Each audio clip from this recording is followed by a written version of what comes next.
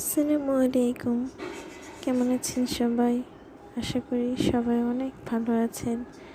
আমিও আল্লাহর রহমতে অনেক ভালো আছি। এখন সকাল 7টা বাজে। আমাদের বাসায় সাধারণত সকাল 7টা থেকে 8টার মধ্যে সবাই সকালের নাস্তাটা করে ফেলে। তাই আমি এই কলাগুলো ধুয়ে রাখছিলাম। কাল রাতে আনছিল, তো সেটা পরিষ্কার করা হয়নি, তাই এখনই পরিষ্কার করে রাখলাম। এখন বেলা 11টা বাজে। আমি এদিকে ফল কেটে নিয়েছিলাম, আর এখানে বড়দের জন্য চা বসিয়েছি, আর এখানে দুপুরের জন্য ভাত রান্না বসিয়ে দিয়েছিলাম। তো ভাত হতে থাক। এই তো ভাত ফুটে এসছে, এদিকে চা হচ্ছে। আর এখন আমি চাপাতিটা দিয়ে দিলাম। কিছুক্ষণের মধ্যে চাটাও হয়ে যাবে।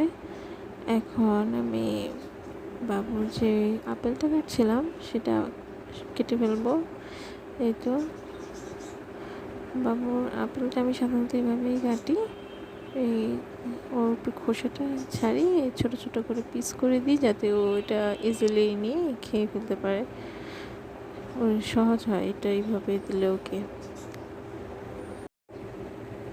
আপনারা আপনাদের বাবুকে এইভাবে দিয়ে দেখতে পারেন, যাদের বাবু খায় না। আমি একটি বাটিতে বাবুর আপেলগুলো উঠিয়ে রাখবো।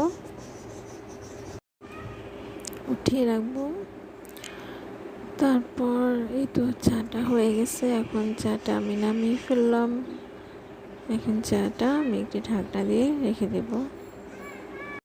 চাটা খেয়ে আমার কাজ আছে, আবার আরেক কাজ করতে হবে। অনেকদিন ধরে দেখছিলাম এই তো বেসিনটা আজকে হঠাৎ, তো আমি এখন এই বেসিনটা পরিষ্কার করবো। তো করি। এই তো দেখছেন কি সুন্দর হয়ে গেছে না? আসলে সব কিছু যত্ন করলে সুন্দরই দেখা যায়। বেসিন আসলে এটা একটা সাদা জিনিস, তো আমাদের এটা একটু ময়লা হলে অনেক ময়লা মনে হয়। আর বেসিন পরিষ্কার করতে করতে আমি এই পাশে আমার চুলায় ঢেঁড়স ভাজি বসিয়ে দিয়েছিলাম। তো এখন আমি আমার ঢেঁড়স ভাজিটা নামিয়ে ফেলবো একটু নেড়ে চেড়েই। হয়েই গেছে প্রায়। এখন দেখি, তো এখন আমি ঢেঁড়স ভাজিটা নামিয়ে এখন আমার বাবু আছে, ও বাবুকে গোসল করাবো, দুপুরে খানা খাওয়াবো, দেন ওকে ঘুম পাড়াবো। বারান্দায় এখন বিকেল 4টা বাজে। দুপুরে কাপড় চোপড়গুলো ধুয়ে দিয়েছিলাম, এগুলো শুকিয়ে গেছে। এখন এগুলো নিয়ে ভাঁজ করে গুছিয়ে রেখে দিব। ভালোই রোদ উঠেছে, খুব তাড়াতাড়ি কাপড়গুলো সব শুকিয়ে গেছে দেখলাম। তো এরপর নাস্তা বানাবো। নাস্তা বানিয়ে বিকালের জন্য এখন সন্ধ্যা 8টা বাজে। রাতের জন্য হালকা খাবার বানাবো। যেহেতু ডাল আছে, এখন শুধু ডিম ভাজি করে নেব। ডিম ভাজি আর ডাল দিয়ে রাতের খাবারটা শেষ করবো আজকে। তো এই ছিল আমার সারাদিনের রান্নাবান্না, টুকটাক কাজ। যদি সব কিছু ভিডিও করতে পারিনি, টুকটাক যাই ভিডিও করেছি সেগুলো আপনাদের সাথে আজকে শেয়ার করলাম। তো আর যেহেতু আমার একটা ছোট্ট বাবু আছে, মাঝে মাঝে মাঝেও গিয়ে ওকে ধরতে হয় হঠাৎ করে, নাহলে কেঁদে ওঠে। যদিও সব বাবুরে এমন করে, ছোটবেলায় সবাই তাদের মাকে একটু বেশি জ্বালায়, কিন্তু আমার বাবিও তার ব্যতিক্রম নয়, কিন্তু ও একটু বেশি জ্বালায়। কারণ ও দেখা যায় ঘুরে ফিরে সে আমাকে আর নানুকে পায়, সেজন্যই আমাদেরকে একটু বেশি জ্বালাতন করে।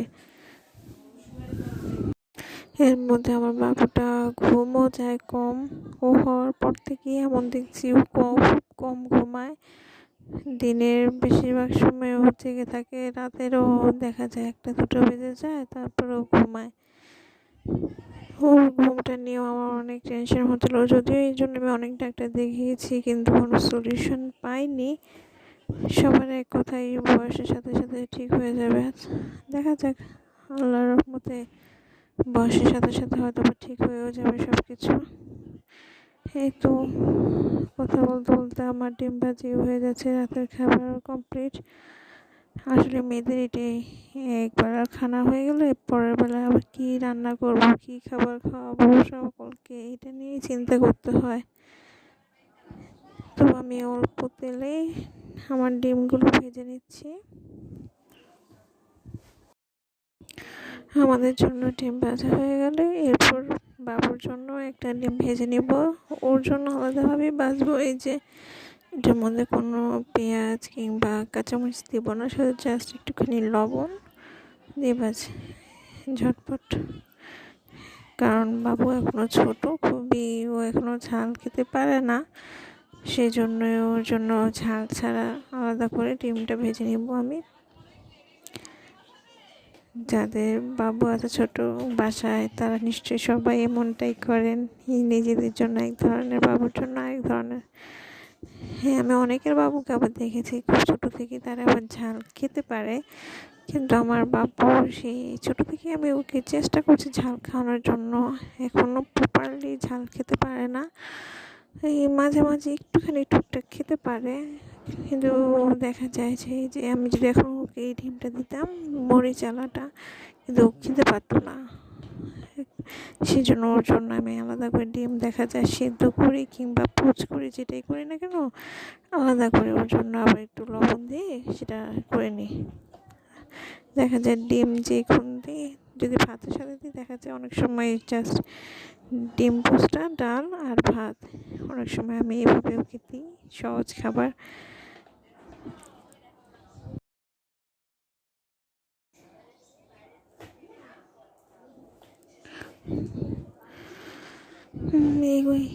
এগুলো করতে করতে সারাটা দিন চলে যায়। একটা বাচ্চার মায়ের অনেকেই জিজ্ঞেস করে কি আর করো, শুধু বাবুকে নিয়েই তো থাকো।